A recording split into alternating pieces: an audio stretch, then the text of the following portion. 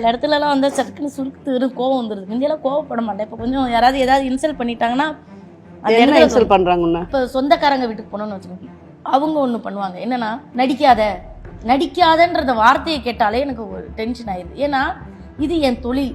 இந்த தொழிலுக்கும் உணர்வுக்கும் வித்தியாசம் நிறைய இருக்குது. இப்போ நிஜ வாழ்க்கையில் நான் அழுகிறேன்னா நிஜமாக தானே கண்ணீர் வருது. ஓ டிவியில் நம்ம நடிக்கிறோன்னா அவங்க வந்து நடிக்கிறாங்க, இது பண்ணுறாங்க. தீபா வந்து சின்ன விஷயம்னால எமோஷன் ஆயிடுவேன். அதை என் கேரக்டர் நான் உடனே சிரிச்சிருவேன். அதை மறந்து அதையே நினச்சிட்டு இருக்க மாட்டேன். சிரிப்பேன், அழுவே. அது என் கூட ரொம்ப க்ளோஸாக பழகுனவங்களுக்கு தெரியும். இப்போது இந்த வார்த்தையை சொல்லிட்டாங்கன்னு வச்சுக்கோ, நீ வந்து நடிக்காத அப்படின்ட்டா எனக்கு கோவம் வந்துடும். நான் யாரையும் நீ இன்னசென்ட்னு சொல்லுங்கன்னு நான் சொல்லவே இல்லை. என்னோட யதார்த்தமான பேச்சு இதுதான். நான் பிறந்ததுலேருந்து இப்படி தான் பேசுகிறேன், இப்படி தான் நடந்துக்கிறேன். அதுக்காக வந்து நம்மளை வந்து கூமுட்டையாக நினைக்கக்கூடாதுக்கா. ஏன்னா அதுலேருந்து நான் கொண்டு வந்துட்டார் எங்கள் வீட்டுக்கார். வெளியில் கொண்டு வந்து நீ ஒரு பக்குவப்பட்ட பெண்ணாக மாற்றிட்டார். ஆனால் நம்ம பேச்சு இதெல்லாம் இதை வச்சுக்கிட்டு நம்மளை வந்து கூமுட்டை, அவளை ஏமாத்திடலாம் ஈஸியாக அப்படின்னு யாரும் நினைக்கிறத நான் விரும்பவும் இல்லை. அதே மாதிரி நீ ரொம்ப பாவம்னு நினச்சேன். நீங்கள் நினைக்கவே வேண்டாங்க.